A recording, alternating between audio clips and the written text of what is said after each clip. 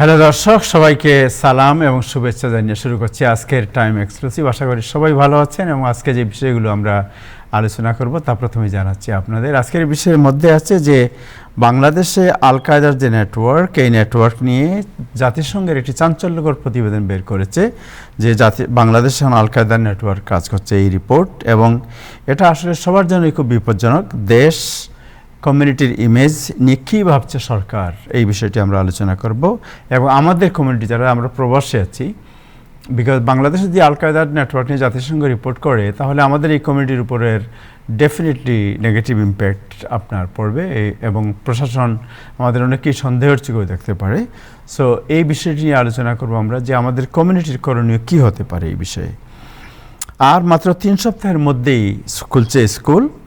শিক্ষার্থী এবং অভিভাবক আপনারা জানেন সবাই প্রিপারেশন নিচ্ছে, স্কুলে যাবে।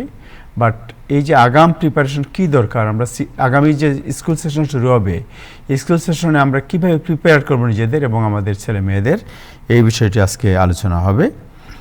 তারপরে আমরা যে বিষয়টি আলোচনা করব তা হচ্ছে যে ভারতের সাথে প্রতিবেশী বিভিন্ন দেশের যে সম্পর্ক, বাংলাদেশ, পাকিস্তান, শ্রীলঙ্কা, নেপাল এর সম্পর্ক, এই বিষয়টি আলোচনা করব। এবং তারেক রহমান সাহেব আজকে মোটামুটি 6 মাস হয়ে গেছে তিনি ক্ষমতায় এসেছেন, তার সরকারের সাফল্য এবং ব্যর্থতা কী, এই বিষয়টি আমরা আজকে আলোচনা করব।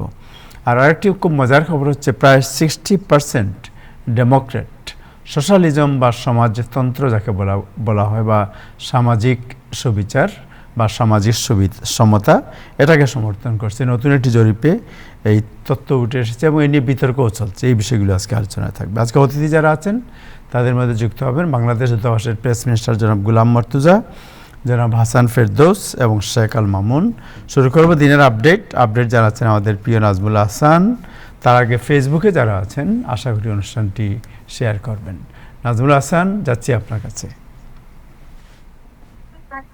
ধন্যবাদ আবু তাহের এবং ধন্যবাদ টাইম টেলিভিশনের সকল দর্শক, শ্রোতা ও প্যানেলিস্ট। আজকে সোমবার, আগস্ট মাসের 17 তারিখ। যুক্তরাষ্ট্র ও ইরানের মধ্যে যুদ্ধ বন্ধের লক্ষ্যে করা মধ্যে সমঝোতা স্মারক, যেটি মেমোরেন্ডাম অফ আন্ডারস্ট্যান্ডিং হিসাবে যেটি স্বাক্ষর হয়েছিল 2 মাস আগে, সেই মেয়াদ শেষ হয়ে গেছে আজ সোমবার ইতিমধ্যেই অবশ্য। তবে এই সমঝোতার শর্ত বাস্তবায়ন নিয়ে দুই দেশের বিরোধ এখনো কাটেনি। অর্থাৎ ইরান এবং যুক্তরাষ্ট্র এই বিরোধ এই চুক্তি স্বাক্ষরের আগে যে অবস্থায় ছিল, আজকে সোমবার 17 আগস্ট চুক্তি শেষ হবার পরও প্রায় একই অবস্থায়, এবং বরং হরমুজ প্রণালী নিয়ন্ত্রণ নিয়ে নতুন করে তৈরি হয়েছে উত্তেজনা এই দুই দেশের মধ্যে। পাশাপাশি যুদ্ধবিরতির মেয়াদ বাড়াতে প্রেসিডেন্ট ট্রাম্প আজকে অস্বীকৃতি জানিয়েছেন। তিনি সরাসরি না করেছেন যে না, তিনি এই যুদ্ধবিরতির মেয়াদ আর বাড়াতে চান না। তবে যুক্তরাষ্ট্র ইরান শান্তি আলোচনার সম্ভাবনা সেই কারণে অনেকটা ক্ষীণ হয়ে গিয়েছে। যদিও প্রেসিডেন্ট দিন কয়েক আগেও আশাবাদ ব্যক্ত করেছিলেন যে একটি সমঝোতায় পৌঁছানোর সক্ষম হবেন দুই পক্ষ, কিন্তু আজকে তিনি সরাসরি না করেছেন এই আলোচনা এবং এই যুদ্ধবিরতি এক্সটেনশন, যেটাকে আমরা বলে থাকি। গত জুন মাসে স্বাক্ষরিত সমঝোতা স্মারকের মেয়াদ বাড়ানোর বিষয়ে কোনো পদক্ষেপ নেবেন কিনা, যার মেয়াদ আজকেই শেষ হলো, সেই বিষয়ে প্রেসিডেন্ট ট্রাম্পকে প্রশ্ন করা হয়েছিল আজকে, এবং তিনি সরাসরি এক শব্দের উত্তর দিয়েছেন, নো, না। ওই সমঝোতার উদ্দেশ্য ছিল ওয়াশিংটন ও তেহরানকে 60 দিনের মধ্যে একটি দীর্ঘস্থায়ী শান্তি চুক্তিতে পৌঁছানোর সুযোগ করে দেওয়া। শান্তি চুক্তিতে তারা পৌঁছাতে পারেননি, বরং যে চুক্তির আওতায় তারা এতদিন কিছুটা শান্তিপূর্ণ পরিবেশে ছিলেন, সেটিও এক্সটেন্ড করতে পারেননি। অবস্থাটা এমন দাঁড়িয়েছে। তা সত্ত্বেও আজ সোমবার ট্রাম্প জোর দিয়ে বলেছেন যে ইরানের বন্দরগুলোতে নৌ অবরোধের কারণে ইরানের উপর যুক্তরাষ্ট্রের বিশেষ প্রভাব বা নিয়ন্ত্রণ, যেটাকে লিভারেজ বলা হয়, রয়েছে। এটি প্রেসিডেন্ট ট্রাম্পের দাবি। কিন্তু তিনি এই নৌপথকে, জলপথকে যুক্তরাষ্ট্রের ভূখণ্ড হিসেবে ঘোষণা করার ধারণার পুনরাবৃত্তি করেন, যেটি তিনি নিউ ইয়র্কে শুরু করেছেন, যে হরমুজ প্রণালী যুক্তরাষ্ট্রের ভূখণ্ড, সেই দাবিরও পুনরাবৃত্তি তিনি আজকেও করেছেন যদিও, এবং দাবি করেন যে এর উপর যুক্তরাষ্ট্রের পূর্ণ নিয়ন্ত্রণ বজায় রয়েছে। প্রেসিডেন্ট ট্রাম্প বলেছেন যে হরমুজ প্রণালীর উপর যুক্তরাষ্ট্রের পূর্ণ নিয়ন্ত্রণ বজায় রয়েছে, কিন্তু ইরান সেটি স্বীকার করছে না, যা ইরানের কর্মকর্তাদের অবস্থানের সম্পূর্ণ বিপরীত। কারণ তারা এই প্রণালীর মধ্য দিয়ে চলাচল নিয়ন্ত্রণ করার উপর জোর দিয়ে আসছিল। আহ, এই এবং বিশ্বের জ্বালানি বাজারে অস্থিরতা সৃষ্টিকারী এই ইরান এবং যুক্তরাষ্ট্রের যুদ্ধটি, যেটি আসলে ইরান যুক্তরাষ্ট্র ইসরায়েলের যুদ্ধ বলা যায়, আরো তীব্র হওয়ার আশঙ্কায় সোমবার ব্র্যান্ড ক্রুড তেলের দাম বেড়ে প্রতি ব্যারেল এখন $91 গিয়ে ঠেকেছে আজকে। এবং আপনারা অনেকেই যারা পাম্প থেকে তেল ক্রয় করেন, তারা আগামী দিন কয়েক তেলের ঊর্ধ্বগতিও লক্ষ্য করবেন। যদিও প্রেসিডেন্ট ট্রাম্প বলেছেন যে গড়পড়তায় $4 প্রতি গ্যালনের মূল্য তেলের দাম খুব একটা বেশি না তার হিসাবে, এবং সেটিও তিনি বলেছেন গতকালকে যে $4 পর্যন্ত হতে পারে, এর বেশি হতে পারে। তবে এবং গত সপ্তাহের শুরু থেকে বিশ্ববাজারে তেলের এই মানদণ্ডটি, যেটাকে বেঞ্চমার্ক বলা হয়, দাম প্রায় 8% বেড়েছে এক সপ্তাহে। এবং এর কারণ হলো হরমুজ প্রণালী দ্রুত খুলে দেওয়ার সম্ভাবনা আরো ক্ষীণ হয়ে পড়েছে। অথচ যুদ্ধের আগে বিশ্বের মোট তেল ও গ্যাসের মাত্র 1/5 এই প্রণালী দিয়ে প্রবাহিত হতো, তাতেই তেলের দাম এইভাবে ঊর্ধ্বগতি। যাই হোক, এই হচ্ছে সর্বশেষ অবস্থান। এছাড়া আজ ইরান সংক্রান্ত যুদ্ধ পরিস্থিতি, অচলাবস্থা, আটকে থাকা এবং 60 দিনের আলোচনায় সময়সীমা শেষ হওয়ার পরিপ্রেক্ষিতে প্রেক্ষাপটে ওমানের উপর বোমা হামলার হুমকি দিয়েছেন প্রেসিডেন্ট ট্রাম্প। কারণ তিনি ইরানের উপর অবশ্য কিছু বলেননি, কোন ব্যবস্থা নেবেন সেটি আজকে বলেননি। আজকে তিনি ক্ষিপ্ত হয়েছেন ওমানের উপরে, এবং ওমানের উপরে বোমা হামলার হুমকি দিয়ে তিনি ফক্স নিউজের তথ্য অনুযায়ী হরমুজ প্রণালী পুনরায় খুলে দেওয়া এবং ইরানের সাথে যুদ্ধের অবসান ঘটানোর যুক্তরাষ্ট্রের প্রচেষ্টায় ওমান যদি বাধা সৃষ্টি করে। যদিও ইরান গতকালই জানিয়েছে যে তারা হরমুজ প্রণালীর ব্যবহার নিয়ে তারা ওমানের সাথে একটি চুক্তি সম্পন্ন করেছে, কিন্তু প্রেসিডেন্ট ট্রাম্প বলছেন যদি ওমান যদি বাধা হয়ে দাঁড়ায় ইরান এবং যুক্তরাষ্ট্রের মধ্যে শান্তি চুক্তির ক্ষেত্রে, সেক্ষেত্রে তারা ওমানের উপর যুক্তরাষ্ট্রের সামরিক বাহিনী বোমা বর্ষণ করবে ওমানে। তবে ওমানে বোমা হামলার এই হুমকি দিয়েছিলেন প্রেসিডেন্ট ট্রাম্প। তবে এর আগে ইরানের পররাষ্ট্র মন্ত্রণালয়ের মুখপাত্র জানিয়েছেন যে ওই প্রণালীতে, অর্থাৎ হরমুজ প্রণালীতে ভবিষ্যতে নৌ চলাচল পথ নিয়ে, যেটা একটু আগে আমি বললাম, তেহরান ওমানের সাথে একটি চুক্তি হয়েছে। আর সোমবার এই সমঝোতা স্মারকের মেয়াদ শেষ হলো। এটি বাড়ানোর বিষয়ে এখন পর্যন্ত, যেটা একটু আগে বললাম, দুই পক্ষের কেউই আর আগ্রহী নয়। প্রেসিডেন্ট ট্রাম্প সরাসরি না করে দিয়েছেন। কয়েক সপ্তাহ ধরে উভয় পক্ষই একে অন্যের বিরুদ্ধে সমঝোতা লঙ্ঘনের অভিযোগ করে আসছেন যদিও। তবে এমন পরিস্থিতিতে সমঝোতার মেয়াদ শেষ হওয়ার পর ইরান যুক্তরাষ্ট্রের সম্পর্ক কোন দিকে যাবে সেটি এখন বড় প্রশ্ন। এই যুদ্ধ দীর্ঘস্থায়ী হলে অচলাবস্থা সৃষ্টি হবে, তেল সংকট বাড়বে, যুক্তরাষ্ট্রের সাধারণ নাগরিকদের জন্য বাজারে উচ্চ মূল্য, গ্যাসের উচ্চ মূল্যের প্রভাব, সবকিছু বিলিয়ে এমনকি যুক্তরাষ্ট্রের সাথে বিমান যোগাযোগও বিঘ্নিত হবে মধ্যপ্রাচ্যের দেশগুলি, সে আশঙ্কাও দেখা দিয়েছে। ইরানের পররাষ্ট্রমন্ত্রী আব্বাস আরগাচি গত শনিবার টেলিগ্রামে এক পোস্টে বলেছেন যে যুক্তরাষ্ট্রের সঙ্গে আলোচনা আবার শুরু করার বিষয়ে আমরা এখনো কোনো সিদ্ধান্ত নেইনি। অর্থাৎ তেহরান শনিবার বলেছে তেহরান কোনো সিদ্ধান্ত নেয়নি পররাষ্ট্রমন্ত্রী ইরানের, যে তারা কোনো সিদ্ধান্ত নেই আলোচনা অব্যাহত রাখার ব্যাপারে। এদিকে কাতার ও পাকিস্তানের মধ্যস্থকারীরা ইরানের সঙ্গে বার্তা আদান প্রদান অব্যাহত রেখেছেন যদিও।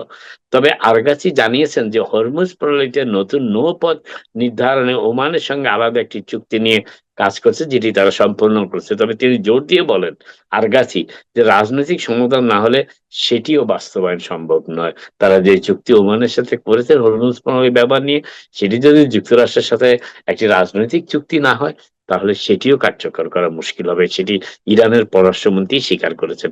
অন্যদিকে যুক্তরাষ্ট্রের প্রেসিডেন্ট ট্রাম্প গত শুক্রবার নিউ ইয়র্কের সমর্থকদের উদ্দেশ্যে বলেছেন যে ইরানকে পরাজিত করার পর খুব শিগগিরই কৌশলগত গুরুত্বপূর্ণ এই সমুদ্র পথকে যুক্তরাষ্ট্রের ভূখণ্ড হিসাবে ঘোষণা করবেন তিনি, যদি তিনি ইরানকে পরাস্ত করতে পারেন সেক্ষেত্রে।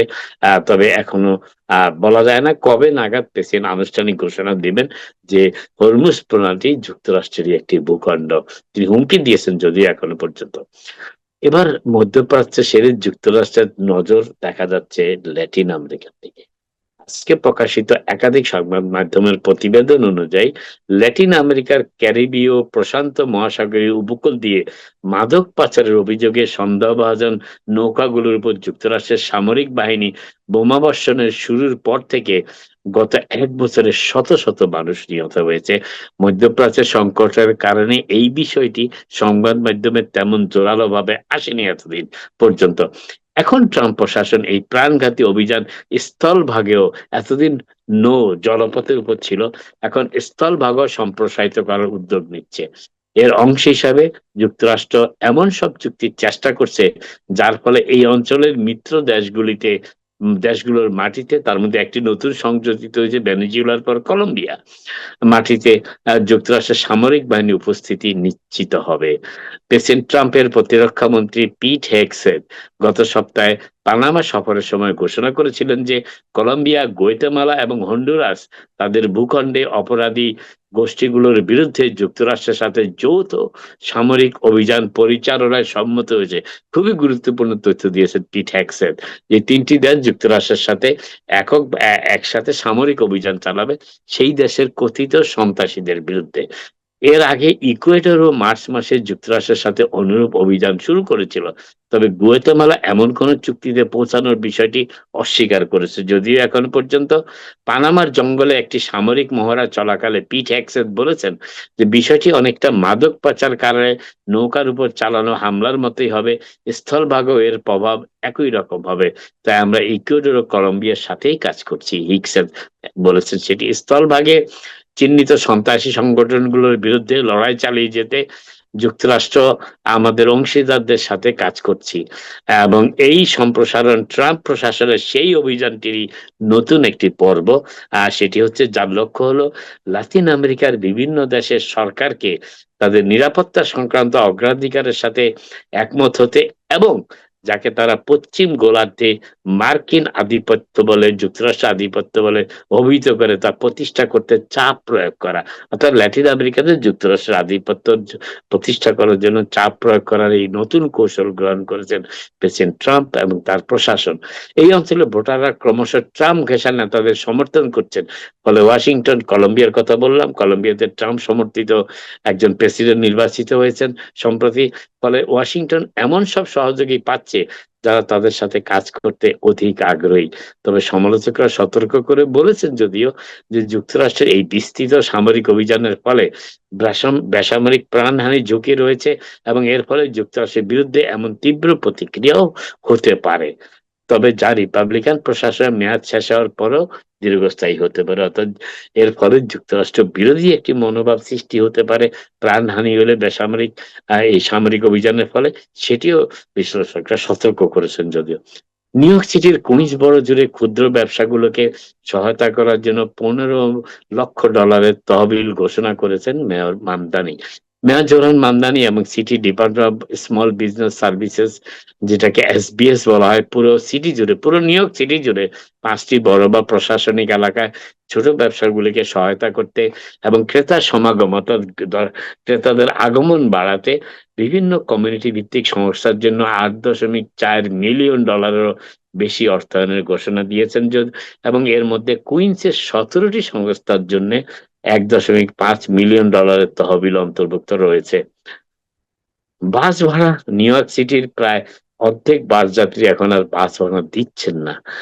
তার কারণ হচ্ছে, ফলে এমটিএ, মেট্রোপলিটন ট্রান্সপোর্ট অথরিটি কে ভাড়া নিয়ে যাতায়াতকারী যাত্রীর সংখ্যা কমে যাওয়া এবং লক্ষ লক্ষ ডলারের রাজস্ব হারানোর পরিস্থিতি মোকাবেলা করতে হচ্ছে। নিউ ইয়র্ক সিটির পরিবহন কর্মকর্তারা বলছেন যে বিনামূল্যে বাস পরিষেবা নিয়ে যে আলোচনা চলছে তার প্রভাব পড়ছে, এবং এর ফলে অন্যদিকে মেয়র জোহরান মামদানি বাস ভাড়া পুরোপুরি তুলে দেওয়ার পরিকল্পনা বাস্তবায়নের জন্য তার প্রচেষ্টা অব্যাহত রেখেছেন। তবে কিভাবে তিনি সেই প্রচেষ্টা অব্যাহত রাখছেন সেটা কিন্তু তিনি উল্লেখ করেননি। তবে mayor Zohran Mamdani new York শহরে বিনামূল্যে বাস সেবা দেবেন, তার নির্বাচনী প্রচারণা একটি উল্লেখযোগ্য বিষয় ছিল এটি। এবং তিনি মেয়র নির্বাচিত হওয়ার পর আজকে নতুন যে পরিসংখ্যান পাওয়া গেল এবং এমটিএ কর্তৃপক্ষ যে বিষয়ে ভীষণ উদ্বিগ্ন, সেটি হচ্ছে যে নিউ ইয়র্ক সিটির অর্ধেক বাস যাত্রী এখন আর বাস ভাড়া পরিশোধ করেন না। তারা বাস ভাড়া পরিশোধ না করে বাস ব্যবহার করার দিকে ঝুঁকে যাচ্ছেন। মেয়র মামদানি সেই প্রতিশ্রুতির কারণে। সিয়েনা বিশ্ববিদ্যালয় সাম্প্রতিক এক জরিপে দেখা গেছে যে নিউ ইয়র্ক সিটিতে মেয়র জোহরান মামদানির জনপ্রিয়তা ক্রমশ বাড়ছে এবং এই মাসের শুরুর দিকে পরিচালিত জরিপটিতে নিউ ইয়র্কের সম্ভাব্য শত শত ভোটারের কাছে মেয়রের বিষয়ে জানতে চাওয়া ছিল। এতে দেখা যায় নিউ ইয়র্ক সিটির অধিকাংশই তাকে ইতিবাচক দৃষ্টিতে দেখছেন। জোহরান মামদানির প্রতি জনসমর্থন এখন কেমন, এই ধরনের একটি প্রশ্নের উত্তরে জরিপে জানুয়ারি মাসে দায়িত্ব গ্রহণকারী মামদানি ভোটারদের মধ্যে ক্রমবর্ধমান জনপ্রিয়তার টেস্ট স্বাদ পাচ্ছেন।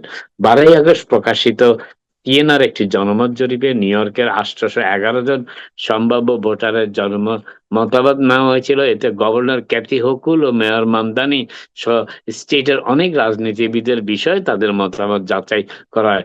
নিউ ইয়র্ক সিটি এলাকায় জোহরান মামদানির জনপ্রিয়তা ছিল বেশ ভালো। নিউ ইয়র্ক সিটির জরিপে অংশগ্রহণকারীদের মধ্যে 69%, 69% মামদানিকে ইতিবাচক বা অনুকূল দৃষ্টিতে দেখছেন, জরিপে জানিয়েছেন, যেখানে 24% তাকে নেতিবাচক বা প্রতিকূল হিসাবে দেখছেন। জরিপের যেই ফলাফলটি পাওয়া গেল, প্রায় 8%-এর বিষয়ে কোনো মন্তব্য ছিল না, ধারণা ছিল না যে মেয়র মামদানি কেমন করছেন, সে বিষয়ে তাদের কোনো মতামত ছিল না। এর আগে গত জুন মাসে সিএনআর আরেকটি জরিপে দেখা গিয়েছিল নিউ ইয়র্ক সিটিতে মেয়র জোহরান মামদানির জনপ্রিয়তার হার ছিল 58 এবং বিপক্ষে ছিল 26%। সেটি বেড়ে এখন 69% হয়েছে। তবে 1123 জন নিউ ইয়র্ক স্টেটের 1123 জন নিবন্ধিত ভোটার উপর 17 থেকে 23 জনের মধ্যে ওই জরিপটি চালানো ছিল। তবে পুরো নিউ ইয়র্ক স্টেটের ক্ষেত্রে তার জনপ্রিয়তার চিত্রটি একেবারেই ভিন্ন, যেখানে 47% মানুষ ইতিবাচক দৃষ্টিতে দেখেন মেয়র মামদানিকে, আর 44% দেখেন নেতিবাচক হিসাবে। 47 বনাম 44 নিউ ইয়র্ক স্টেটে। জুন মাসে সেই একই জরিপে স্টেট জুড়ে মামদানির জনপ্রিয়তার হার ছিল 45 এবং তার নেতিবাচক দৃষ্টিভঙ্গি ছিল 34%। সে সময় 21% এই বিষয়ে কোনো ধারণা বা মতামত ছিল না। আপস্টেট নিউ ইয়র্ক সিটির বাইরে তার জনপ্রিয়তার হার 41% এবং তার নেতিবাচক হার 46% আপস্টেটে। বর্তমানে মেয়র সপরিবর্তের সূচিতে সেই আপস্টেটে রয়েছেন, নিউ ইয়র্কের কোন এক অজ্ঞাত স্থানে আপস্টেটে তিনি অবস্থান করছেন। আপাতত এখানে শেষ করি। আপনাদের সাথে আবার দেখা হবে, কথা হবে। আপনারা সবাই ভালো থাকেন। Thank you Nazmul Hasan, thank you, আপনাকে অনেক ধন্যবাদ। সো আপনি যেটা বললেন মেয়র মামদানির যে সমর্থন, সো 24% যারা সমর্থন করছে না তারা কারা? মানে এটা বলা যায় খুব মাইক্রোসফট খুব খুবই কম লোক থাকে। কথা শুনছি না মুর্তজা ভাই বললেন। কথা শোনা যাচ্ছে? আমরা শুনতে পাচ্ছি কিন্তু নাজমুল ভাই শুনতে পাচ্ছেন? আমার কথা কি শোনা যায়? আমি শুনতে পাচ্ছি। আপনার কথা আমরা শুনতে পাচ্ছি। জি মুর্তজা ভাই, আপনার আমার মনে হয় যে আপনি আবার নতুন করে জয়েন করেন। আপনি কি আমার শুনতে পাচ্ছেন আমাদেরকে? আপনার সাউন্ড আমার মনে হয় আপনি নতুন করে একটু বের হয়ে আবার নতুন করে জয়েন করেন, তাহলে ভালো হবে। শুনতে পাচ্ছে না। জি, যেটা আপনি বললেন যে 24% তাকে সাপোর্ট করছেন না, এই 24% এরা কারা হতে পারে বলে আপনার মনে হয়? এটা সিটি জরিপ তাহের। 24% এর ভিতরে আর কারা হবে? রিপাবলিকান ট্রাম্প সমর্থকরা হবে। কিন্তু আমার উদ্দেশ্যে এই 24% যারা, এরা রিপাবলিকানও না, এরা হচ্ছে আপনার মোস্টলি রিচ এন্ড দেন এই যে আপনার ডেভেলপার যারা। কারণ সেই ডেমোগ্রাফিকটা কিন্তু সিএনআ বলেনি তাদের জরিপে। রাইট, বাট একটা আপনার তো ধরেন আপনি দীর্ঘদিন থেকে নিউ ইয়র্ক সিটিতে আছেন, আপনার তো নিশ্চয়ই আইডিয়া আছে। মুর্তজা ভাই, আপনি কি শুনতে পাচ্ছেন? এখন শুনতে পাচ্ছি। হ্যাঁ, এখন আপনার কথা আমরা শুনতে পাচ্ছি। জি, তবে আমি মনে করি তাহের যেটি 69% তাকে সমর্থন করছেন, হুইচ ইজ গুড এনাফ। কতজন সমর্থন করছেন না সেইটার আলোচনায় না গিয়ে 69% সমর্থন তিনি পাচ্ছেন।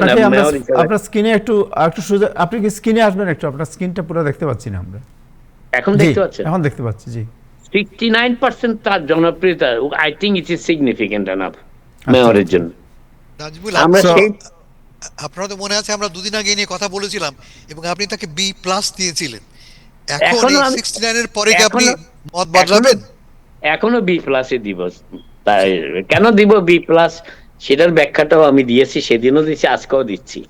69% খুব সিগনিফিকেন্ট বলা হলো, কিন্তু আমার কাছে এখনো 24 এবং 7% কোনো ধারণা দেয় নেই। That is also significant.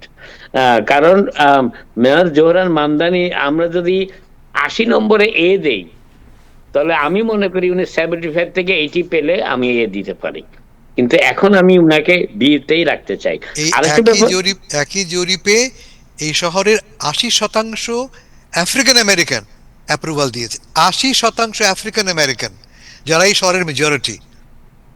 না, আফ্রিকান আমেরিকান এই শহরের মেজরিটি না হাসান ভাই। Of course. আই ডিসপিউট ইট, কারণ এটা আমার তা মনে হয় না যদিও। কিন্তু আমি যেটা ফিল করি সেটা হচ্ছে যে, যেমন ধর হিস্প্যানিক কমিউনিটি আছে, তারপর আরো হোয়াইট কমিউনিটি আছে, জুইশ কমিউনিটি আছে। নিউ ইয়র্ক তো একটা মেল্টিং পট। এই মেল্টিং পটে যদি ওভারঅল 69%কে আমি খুব বেশি সিগনিফিকেন্ট বলতে রাজি না মার্কিং এর ব্যাপারে। সো সো আপনি আরেকটা প্রশ্ন করি আপনাকে, হাসান মাহমুদের তথ্য দেখছেন যে এই যে Right. মেয়র জোহরান মামদানির যে ওনার যে উত্থান বা ওনার যে রাজনৈতিক যে বিকাশ, এই বিকাশ এবং আপনার উনি যাকে সাপোর্ট করছেন অলমোস্ট সেই পাস করছে, এই অবস্থায় আজকে যদি বলি যে আমাদের গ্রেগরি মিক্স, যিনি Queens county Democratic party chairman, এবং কুইন্স কাউন্টি পার্টি চেয়ারম্যান হলেও তাকে মনে করা হচ্ছে যে নিউ ইয়র্ক সিটির one of the legend figure of Democratic party, and then also Hakeem Jeffries কালকে প্রকাশ্যে বলেছেন তিনি ডিএসএকে সাপোর্ট করবেন না, তাদের কর্মসূচি সাপোর্ট করবেন না। এই অবস্থায় ওনাদের অবস্থান কোথায় যাচ্ছে? এইটা ডেমোক্রেটিক পার্টির একটা ইনফাইটিং, যে দিক থেকে দেখেন এটা ডেমোক্রেটদের জন্য ক্ষতি হচ্ছে কিন্তু।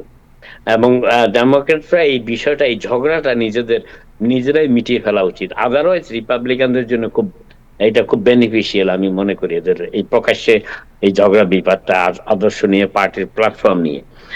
আরেকটা জিনিস যেটা হচ্ছে যে সোশ্যালিস্টরা আপাতত আমার কাছে মনে হয় যে নিউ ইয়র্ক এবং মিশিগান এবং আরো দুই একটা স্টেট হতে পারে।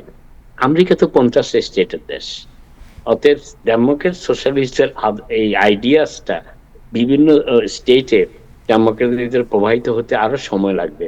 ততক্ষণে কিন্তু ডেমোক্রেটদের ক্ষতি হবে, বিভিন্ন আসনে বিভিন্ন সিটে ক্ষতি হবে।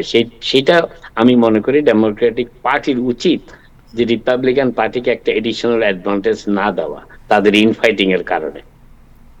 বাট আজকে আপনি রিপোর্টটা দেখেছেন যে একটা পুল দেখেছেন, পুলের মধ্যে বলা হচ্ছে nearly 60% of Democrat have favourable view of socialism.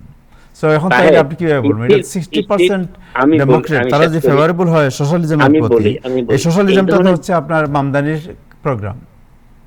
না না, সোশ্যাল মামদানির প্রোগ্রামটা মানে ডিএস এর প্রোগ্রাম সোশ্যালিজম।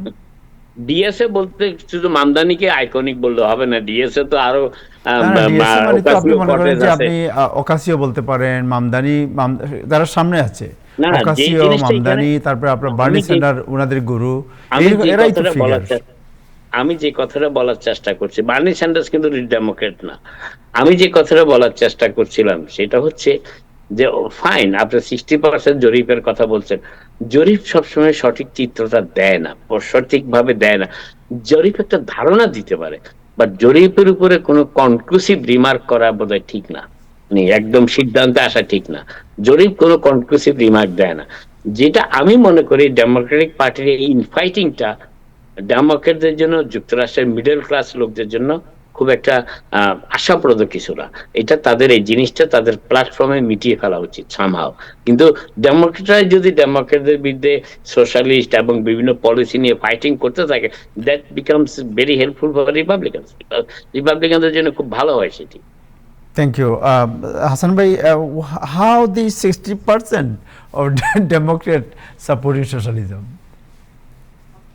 এটা হচ্ছে আমেরিকার বর্তমান অর্থনৈতিক যে অবস্থা, দুরবস্থা বলবো আমি, তার রিফ্লেকশন।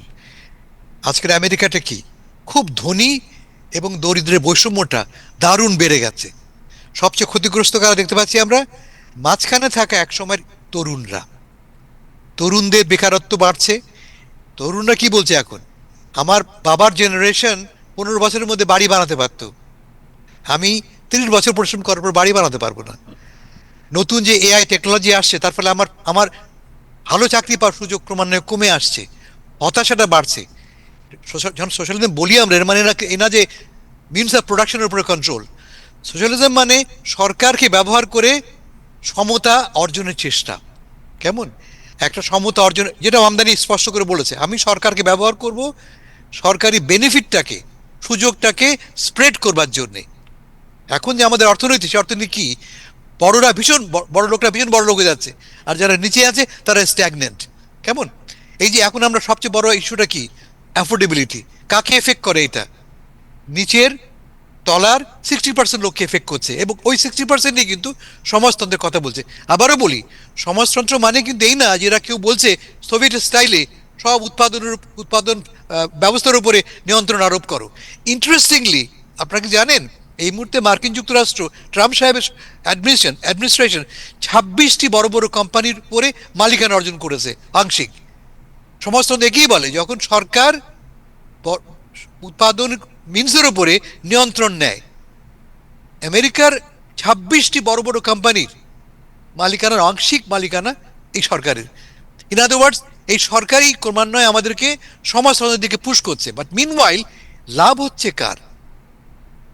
শুধুমাত্র বড় লোকদের। ওই সমস্ত কোম্পানি হিউজ ইনফিউশন হচ্ছে of capital from the government, পেন্টাগনের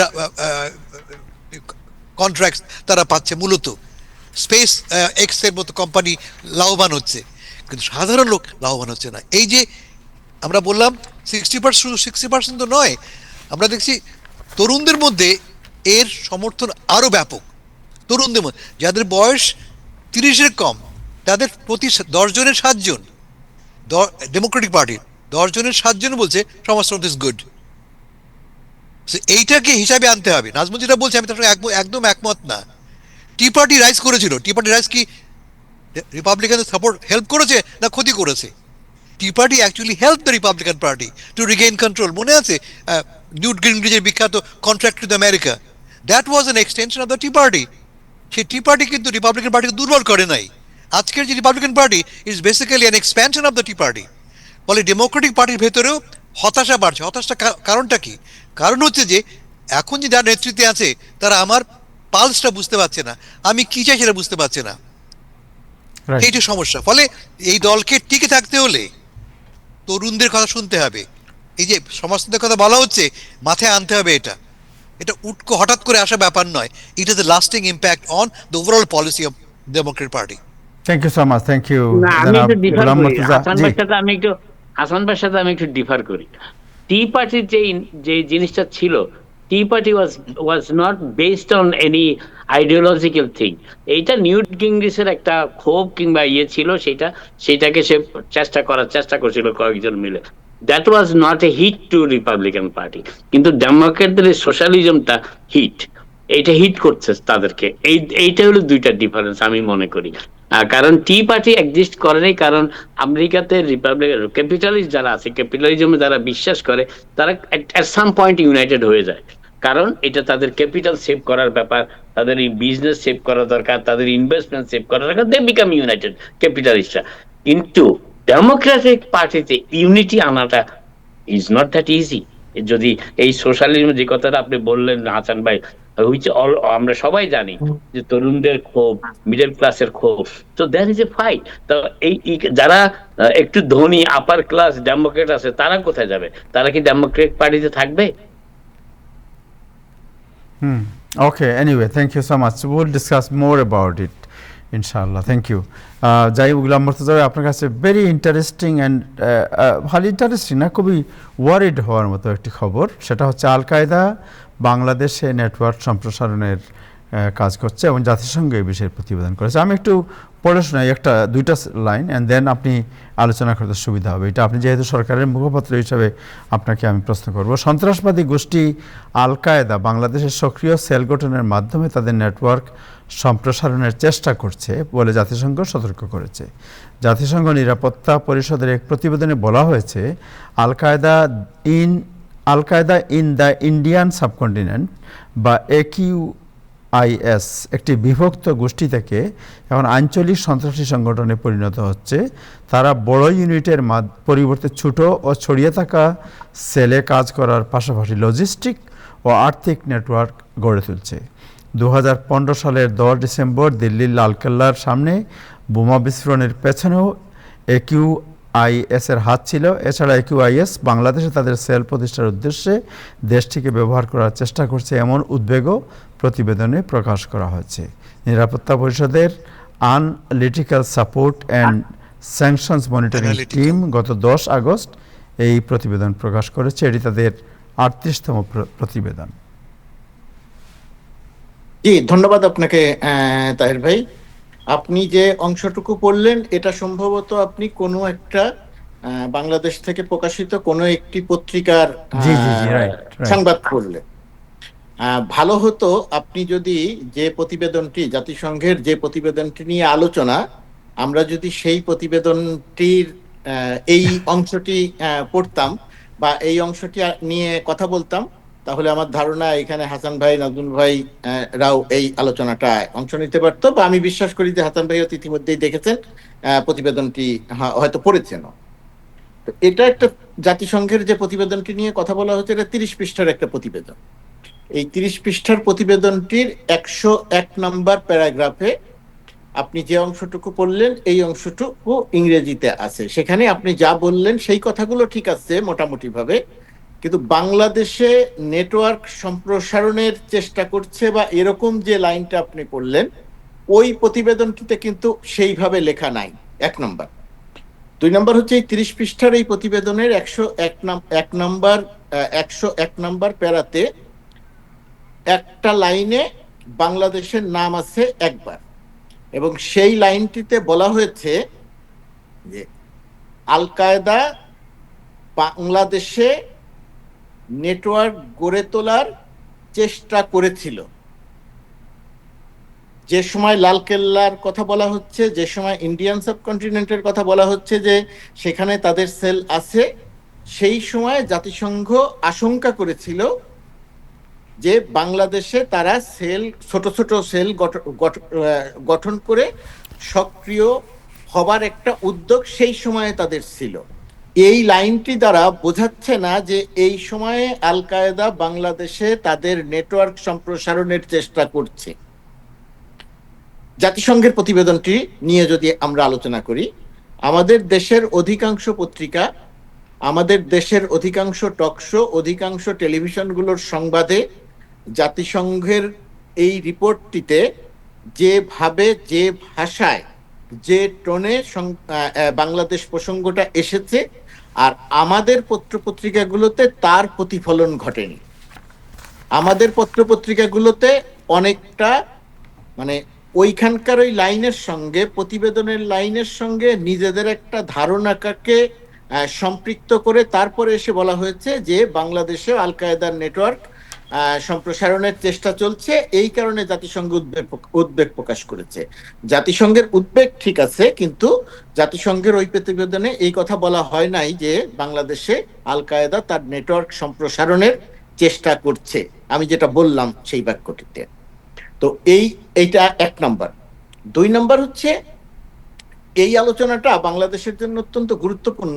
আমি কিন্তু একটু বলে রাখি আলোচনার মাঝপথে যে বাস্তবতাকে অস্বীকার করে সরকারের অবস্থান, বা আমি যেহেতু সরকারের একজন কর্মকর্তা, সেই কারণে বাস্তবতাকে অস্বীকার করে সত্যটাকে পাশে রেখে আমি আমার মতো একটা কথা বলার চেষ্টা করব। আমি ওই কাজটা সচেতনভাবে করি না, এখনো করছি না।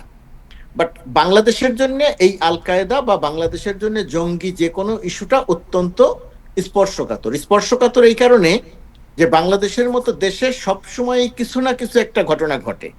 কারণ যে সময় জাতিসংঘের প্রতিবেদন এসেছে, যে সময়ে বাংলাদেশের পত্রপত্রিকাগুলো বা বাইরের পত্রপত্রিকাগুলো যে বাংলাদেশে আল কায়েদার নেটওয়ার্ক কেন্দ্রিক একটা সংবাদ প্রকাশিত হয়েছে, এবং সেই সময়ে যেহেতু বাংলাদেশের বেশ কিছু জায়গাতে বোমা পাওয়া গেছে, হাতে তৈরি বোমা পাওয়া গেছে, এটার নাম দেওয়া হয়েছে প্রেসার কুকার বোমা, এবং জঙ্গি সন্দেহে কাউকে সন্দেহ করা হচ্ছে, কাউকে ধরা হচ্ছে বা চেষ্টা করা হচ্ছে।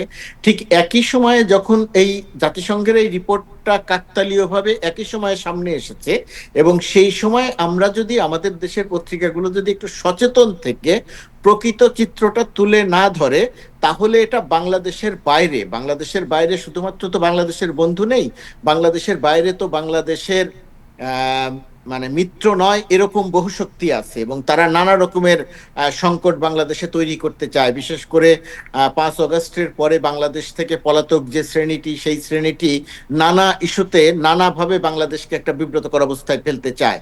সুতরাং তাদেরকে এক ধরনের রসদ যোগানো হয়ে যায়। আর বাংলাদেশ সরকারের জায়গা থেকে যে এই যে জঙ্গি যে সন্দেহটি এখন করা হচ্ছে, যে বোমাটা উদ্ধার করা হচ্ছে, আমি বলবো এবং সরকার করছেও সেটা, যে জাতিসংঘের রিপোর্টে বর্তমান সময়ের আল কায়েদার নেটওয়ার্ক সম্প্রসারণের কথা না থাকলেও, যেহেতু বাংলাদেশে এরকম একটা বাস্তবতা একটা সময় ছিল, এবং সেই বাস্তবতাটা অনেকটা সেই সময়ের সরকার ইচ্ছে করে জোর করে বহু মানুষকে জঙ্গি ছিল, একই সঙ্গে বহু মানুষকে রাজনৈতিকভাবে মোকাবেলা করতে না পেরে তাদেরকে এক ধরনের জঙ্গি ট্যাগ দিয়ে তাদের বিরুদ্ধে নানা রকমের ব্যবস্থা নিয়েছে, নানা রকমের জেল জরিমানা ইত্যাদি কর্মকাণ্ড করেছে।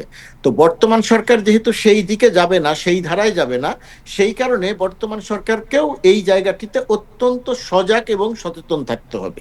বাংলাদেশের ভাবমূর্তি, ইমেজ যাই বলি না কেন, সেই জায়গাটিতে কোনো সন্ত্রাসবাদী সংগঠন, কোনো চরমপন্থী সংগঠন, তার নাম যাই হোক, সেটা জঙ্গি বা যাই হোক না কেন, তারা যাতে কোনোভাবেই, আমি আবারও বলছি, তারা যাতে কোনোভাবেই বাংলাদেশের ভেতরে প্রভাব বিস্তার করতে না পারে বা ছোটখাটো অঘটন ঘটাতে না পারে, এই কারণে সরকারকে, আইন শৃঙ্খলা রক্ষাকারী বাহিনীকে অত্যন্ত সজাগ এবং সচেতন থাকতে হবে।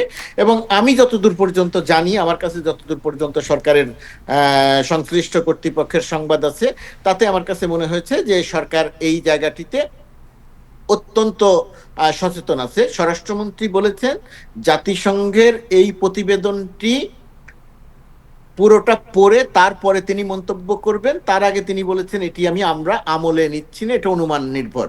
তো আমার ধারণা যে স্বরাষ্ট্রমন্ত্রীও যখন এই পুরো প্রতিবেদনটি দেখবেন, পুরো প্রতিবেদনটি পড়বেন, 30 পৃষ্ঠার প্রতিবেদন, এবং সেই প্রতিবেদনের যেহেতু শুধুমাত্র একটা প্যারার একটা লাইনে বাংলাদেশের নাম আছে এবং গণমাধ্যমে যেভাবে প্রকাশিত হয়েছে সেইভাবে নয়, তাহলে এরপরে নিশ্চয়ই আমরা তার কাছ থেকেও আরো সুস্পষ্ট করে বক্তব্য পাবো। আর আমার আরেকটা অনুরোধ থাকবে, যে আমি তো মাঝে মধ্যে আপনাদের এই অনুষ্ঠানে সম্পৃক্ত হই, নানা কারণে হয়ে ওঠে না।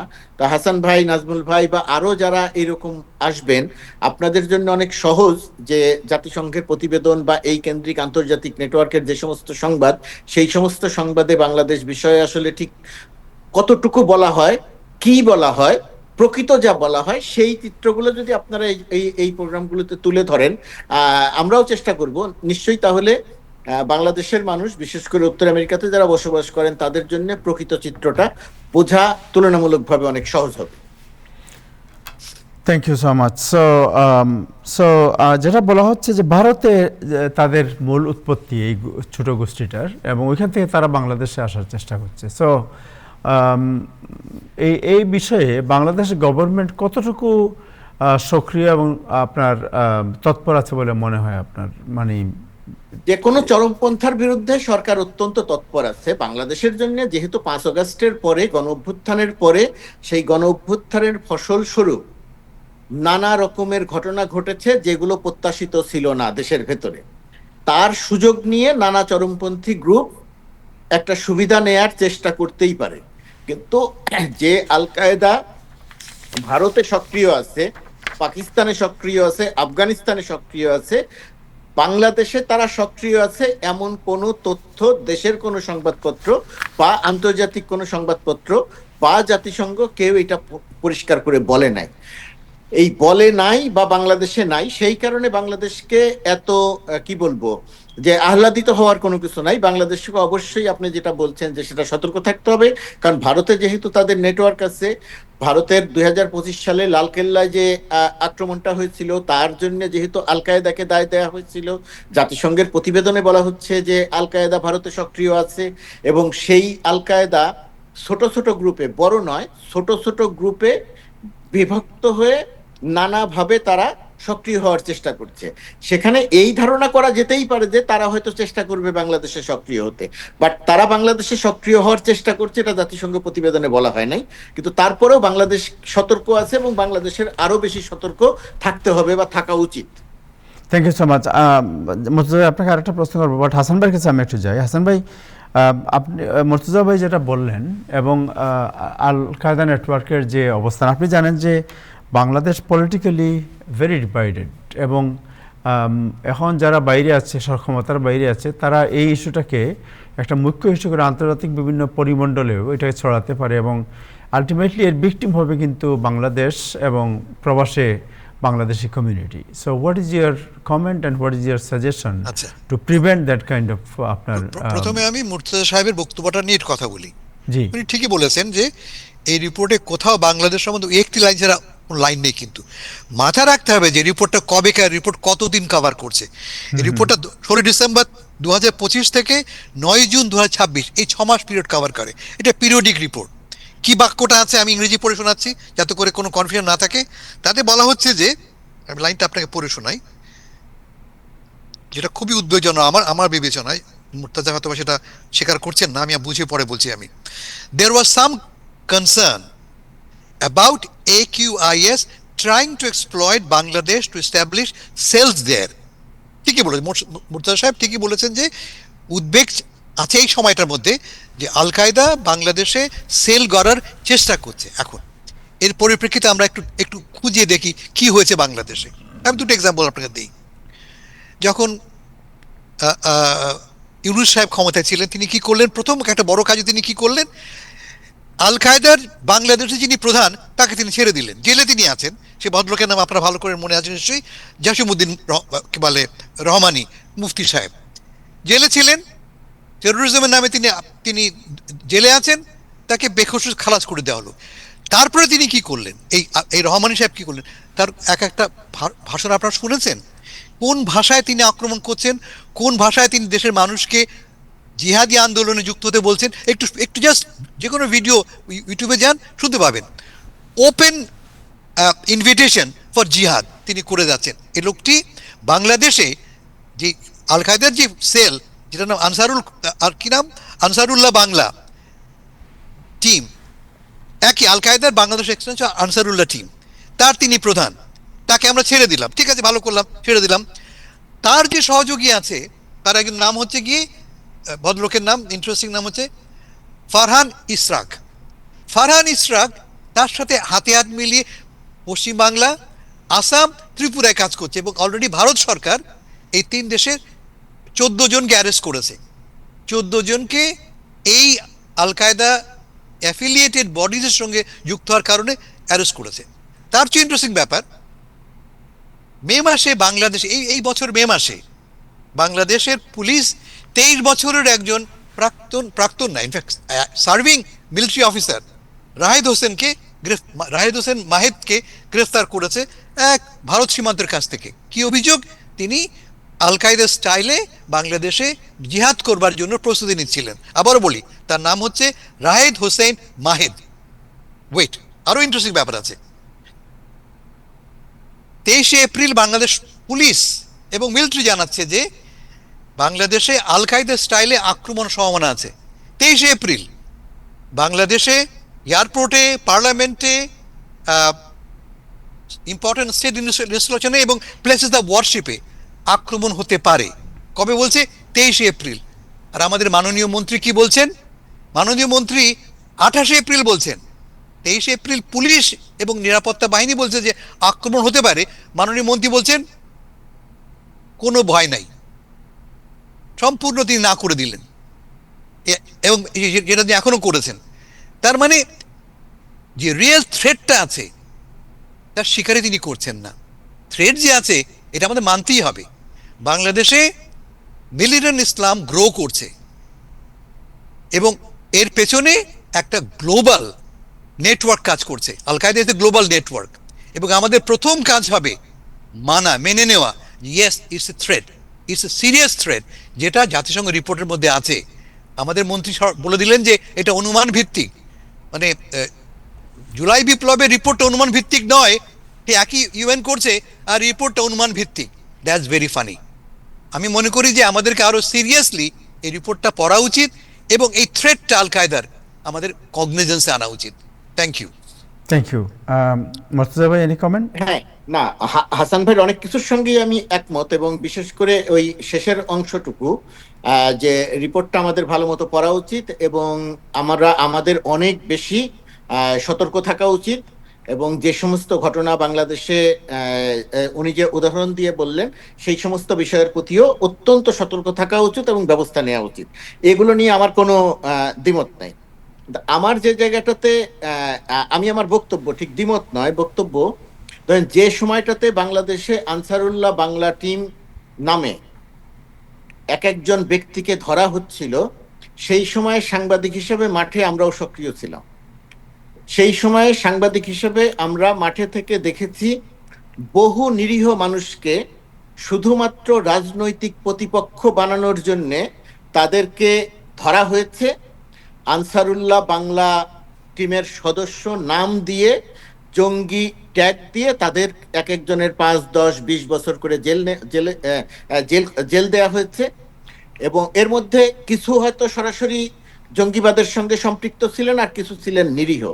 এই জায়গার সুযোগ নিয়ে কে আসলে সত্যিকারের জঙ্গি আর কাকে জঙ্গি বানানো হলো, এই কেন্দ্রিক একটা রাজনীতি চলেছিল, এবং এটাকে ব্যবহার করে বিগত সরকার, ফ্যাসিস্ট সরকার, একটা সুবিধা নেয়ার চেষ্টা করেছিল রাজনীতিতে। এবং হাসান ভাই যাদের নাম বললেন, ব্যক্তিগতভাবে আমি মনে করি এই জায়গাটি আমাদের পুঙ্খানুপুঙ্খভাবে আবার তদন্ত করা দরকার। তদন্ত করে এখানে যদি নিরীহ কেউ থাকে, অবশ্যই তাদের দণ্ডর ব্যাপারটা বিশেষ বিবেচনা করা দরকার। আর যাদের কোনো রকম কোনো সম্পৃক্ততা আছে, জঙ্গিবাদের সঙ্গে সম্পৃক্ততা আছে জঙ্গিবাদের সঙ্গে, তাদের বিরুদ্ধে অবশ্যই ব্যবস্থা নেওয়া উচিত। আর আমার যে জায়গাটাতে আমার বক্তব্য, যে আনসারুল্লাহ বাংলা টিম বাংলাদেশে জন্ম নেয়া, এবং এক অর্থে এটাকে জন্ম দেয়া হয়েছিল, এবং সেই সময়ে ফ্যাসিস্ট হাসিনা সরকারের একটা অংশ এর পৃষ্ঠপোষক ছিল। এই আনসারুল্লাহ বাংলা টিমের সঙ্গে, মানে আমি মাঠ পর্যায়ে কাজ করে এবং বহু সাংবাদিকের সঙ্গে কথা বলে এবং জেনে বুঝে, এর সঙ্গে আল কায়েদার কোনো সম্পৃক্ততা কখনোই ছিল না, কখনোই আমি খুঁজে পাইনি। আমি মোটামুটি ভাবে এটা দায়িত্ব নিয়ে বলতে পারি। আমি বলছি না যে আনসারুল্লাহ বাংলা টিম বা আনসারুল্লাহ বাংলা জঙ্গি নয়, আমি বলছি আল কায়েদার সঙ্গে এর কোনো সম্পৃক্ততা খুঁজে পাইনি। ভারতের গণমাধ্যম, ভারতীয় গ্রেপ্তার বা ইত্যাদি ইত্যাদির মধ্য দিয়ে বাংলাদেশকে এই আল কায়েদার সঙ্গে আনসারুল্লাহ বাংলা টিমের একটা মেলানোর বা সম্পৃক্ততা খুঁজে পাওয়ার চেষ্টা করা হচ্ছে। এবং ওই উৎস থেকে, আমি আবারও বলছি যে ওই উৎস থেকে বাংলাদেশের পত্রপত্রিকায় বিভিন্ন সময়ে এই কেন্দ্রিক সংবাদ প্রকাশিত হয়েছে, এবং সেগুলো এক ধরনের গোয়েন্দাদের সরবরাহ করা তথ্যকে আমাদের দেশের অধিকাংশ পত্রিকা এক ধরনের অনুসন্ধান হিসেবে প্রচার করে, অনুসন্ধান হিসেবে চালিয়ে এর সঙ্গে আল কায়েদার একটা সম্পৃক্ততার কথা কেউ কেউ প্রচার করেছে।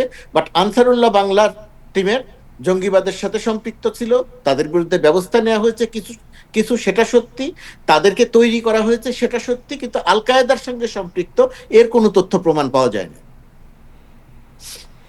Thank you. হাসান ভাই, আপনাকে যে প্রশ্ন করেছি আমি একটু শেষ করি, যে আপনি জানেন যে বাংলাদেশের যে পলিটিক্যাল যে situation, it is very divided, and যারা বর্তমানে ক্ষমতার বাইরে আছে তারা তো এমনি, মানে ওনারা চাইবেন যে কোনো একটা সুযোগ পেলে এটাকে আপনার ইনফ্লেম করা, এবং বিশেষ করে যদি সন্ত্রাসবাদ বা জঙ্গিবাদের মতো কোনো বিষয় পাওয়া যায়, এক্ষেত্রে এই যে বিষয়টি, এই বিষয়টিকে আপনি পলিটিক্যালি অন্যরা কীভাবে ব্যবহার করবে, এবং যদি ব্যবহার করে বিভিন্ন আন্তর্জাতিক ফোরামে, তাহলে এতে কমিউনিটির উপর কী ইম্প্যাক্ট পড়তে পারে এবং কমিউনিটির করণীয় কী, এই বিষয়ে হোয়াট ইজ ইয়ার কমেন্ট?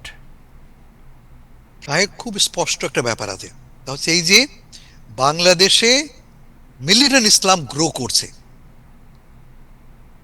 এবং এর পেছনে খুব সংগঠিত প্রাতিষ্ঠানিক সমর্থন রয়েছে। আমি ছোট্ট একটা এক্সাম্পল দিই। আমাদের বর্তমান সেনাবাহিনী প্রধানের কথাবার্তা আপনারা শোনেন আজকাল, লক্ষ্য করেছেন তিনি কি কথাবার্তা বলছেন আজকাল, কি ভাষায় তিনি আমাদেরকে সবক দিচ্ছেন। সরকারের ভেতর থেকে আমাদেরকে ধর্মীয় ভাষায় সবক দেওয়া হচ্ছে। আমি ইলাবোরেট করতে চাই না, আপনারা যে কেউ ইন্টারনেটে গেলে জেনে যাবে। এক। 2 নম্বর, আমরা হাতে নাতে ধরছি, যারা জঙ্গি তৎপরতার সঙ্গে যুক্ত। আমি ছোট্ট এক্সাম্পল ভুলে গেছি, এটা নেটওয়ার্কটা রিজিনাল নেটওয়ার্ক, ভারতে আছে, পাকিস্তানে আছে। মনে থাকতে পারে 2025 সালে একজন ভদ্রলোকের নাম কি, শামীম মাহফুজ বলে এক লোককে ধরা হয়েছিল। শামীম মাহফুজ পাকিস্তানের আল কায়দার সঙ্গে যুক্ত হয়ে বাংলাদেশে তার নেটওয়ার্ক স্প্রেড করার চেষ্টা করছিল। এক্স্যাক্ট ডেট হচ্ছে, বলি আপনি, জুলাই 2025 সালে তাকে for alleged links to Tehrik e Taliban Pakistan, TTP হচ্ছে পাকিস্তানের আল কায়দা। মুর্তজা সাহেব যেটা বলছেন যে আমাদের আল কায়দা নাই, আমাদের আনসারুল্লাহ আছে। তো আনসারুল্লাহ হচ্ছে গিয়ে আল কায়দা, ভিন্ন নামে, ভিন্ন পোশাকে, ভিন্ন জামায়। এখন আপনি যে প্রশ্ন করেছেন, সিগনিফিকেন্ট প্রশ্ন, এটাকে কারা ব্যবহার করবে? আমাদের যারা রাজনৈতিক প্রতিপক্ষ, একে তো ভারতে বসে আছে, ভারত ব্যবহার করবে, কিন্তু মাথায় রাখতে হবে আমাদের প্রবলেম, এটা ইটস এ রিয়েল প্রবলেম। এটাকে যদি চোখ বন্ধ করে থাকি আমি, তাতে কোনো লাভ নেই আমার।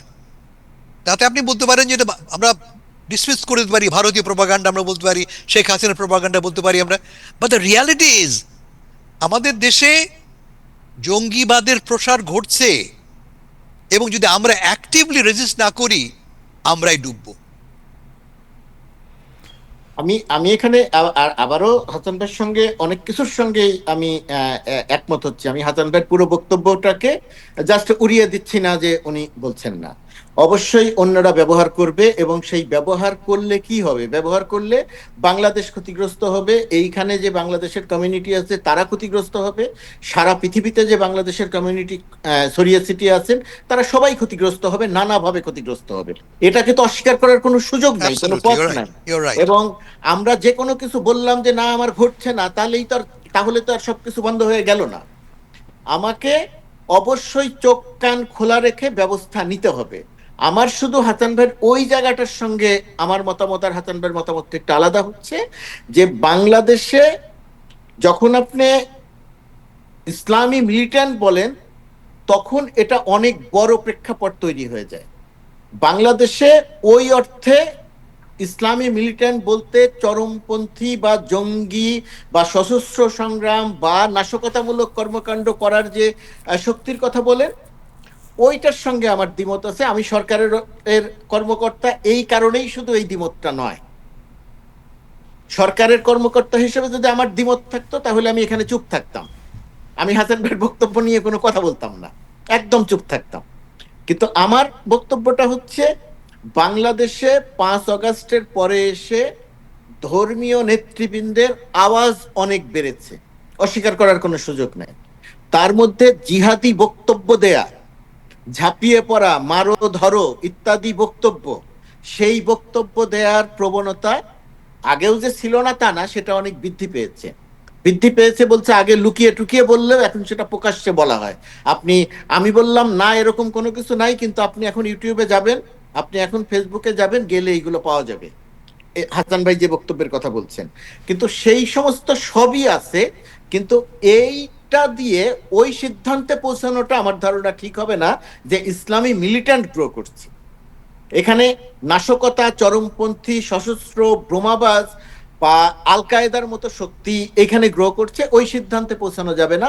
তবে আমরা যদি ব্যবস্থা না নিয়ে, আমরা যদি উদ্যোগ না নিয়ে, আমরা যদি তৎপর না হয়ে, এদের বিরুদ্ধে তৎপর না হয়ে আমরা যদি শুধু অস্বীকার করি, তাহলে এই সমস্যাটার সমাধান হবে না।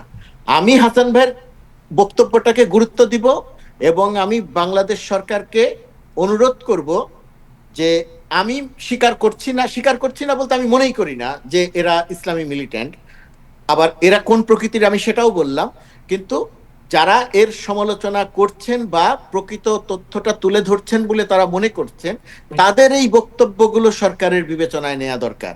আমি বলছি যে না, এটা ইসলামী মিলিট্যান্ট না, শুধু আমার বক্তব্যই নয়, যারা বলবেন বা যিনি বলবেন যে এটা ইসলামী মিলিট্যান্ট, তার বক্তব্যকেও বিবেচনায় নিয়ে সরকারকে অ্যাক্টিভ থাকতে হবে, সচেতন থাকতে হবে, এবং পুঙ্খানুপুঙ্খ তদন্ত করে দেখতে হবে।